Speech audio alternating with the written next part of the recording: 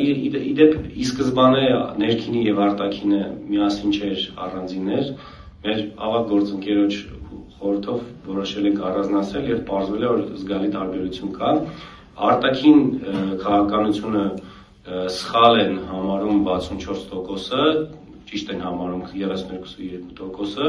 իսկ ներքին քաղաքականությունը սխալ է համարում 74.2%-ը, ճիշտ է համարում 21.4%-ը, փոքր 4 մոտ 4%-ը դժվարանում է պատասխանել կամ հրաժարվում է պատասխանել։ Այստեղ ակնհայտ է երկու բան, որ նախ աճ կա բավականին սխալ քաղաքականություն վարելու միտված հանրային ընկալման վերաբերյալ, եւ երկրորդը, որ 10%-ի տարբերություն կա սխալ եւ արտաքին քաղաքականության մասով, ինչը նշանակում է, որ մոտ 10%-ը համարում է, որ տվյալ իշխանությունները արտաքին քաղաքականությունը ճիշտ քաղաքականություն են վարում, բայց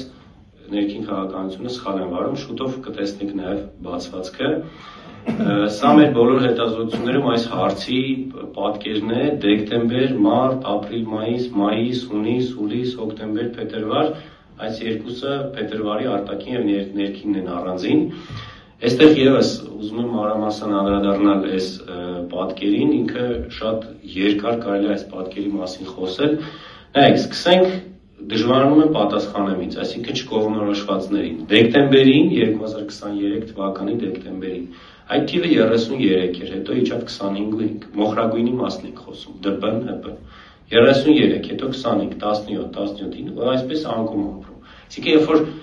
սկզբից առանձնապես ակտիվ քաղաքական գործընթացներ տեղի չեն ունենում, ինքը բավականին բարձր է։ Երբ որ արդեն որոշակիանում են քաղաքական գործընթացները, փողոցային պայքար եւ այլն, չկողմնորոշվածները սկսում են կողմնորոշվել։ Հիմա նայենք կարմիրը, կապույտը նայենք, պոզիտիվ, այսինքն այն իշխանությունները ճիշտ քաղաքականություն են վարում։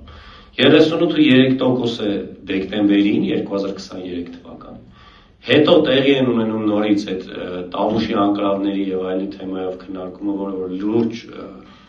նեգատիվ արձագանք է ստանում, եւ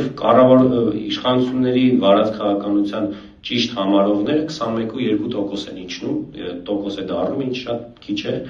որից հետո արդեն սկսում է աճը։ Այս 21.2-ից 26.2, 32, 39, 38, 42, այս աճը դրա արդյունքում է, որ փաստացի նորից որևէ քաղաքական եւ որևէ գործընթաց չի հանգեցնում նրան, որ ապացուցվում է, որ այս տվյալ բային իշխանությունները սխալ են եւ օրինակ հրաժարական են տալիս կամ ինչ որ ընդունում են իրենց սխալը կամ որևէ այլ բան։ Այսինքն, երբ որ ապրիլ-մայիս ամիսից նորից Տավուշ անհայրենիքի շարժումը սկսում է պայքարը, նորից իր նաեւ այդ դիսկուրսի գեներացիան լավ ստացվում, մարդիկ սկսում են ավելի շատ քննարկել, թե ինչքան վատ բան է տեղի ունենում, սակայն երբ որ այդ շարժումը չի հաջողվում,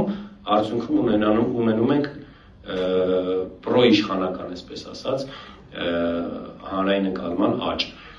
Զուգահեռաբար նաեւ նեգատիվը տեսնում ենք բարձրանում է եւ կայուն մնում է, իսկ հիմա արդեն բավականին բարձրացել եւ եթե նույնիսկ արտաքինը համարենք 64%-ը բավականին մեծ թիվ է։ Ես նորից ուզում եմ արձանագրել այն հանգամանքը, որ ցանկացած գործընթացում, երբ որ տեղի է ունենում իշխանությունների կողմից սխալ վարվող քաղաքականություն, որը հանգեցնում է հանրային նեգատիվ վերաբերմունքի, դրանից հետո արկա քաղաքական գործընթացը, փողոցային պայքարը, եթե չի հաջողվում, ինքը ավելի է ուժեղացնում իշխանությունների հանրային ընկալումը, իշխանությունների վարկանիշը եւ այլն։ Այս մասով, քանի որ սլայդում շատ է բովանդակություն, եթե դիտարկումներ կան, խնդրեմ։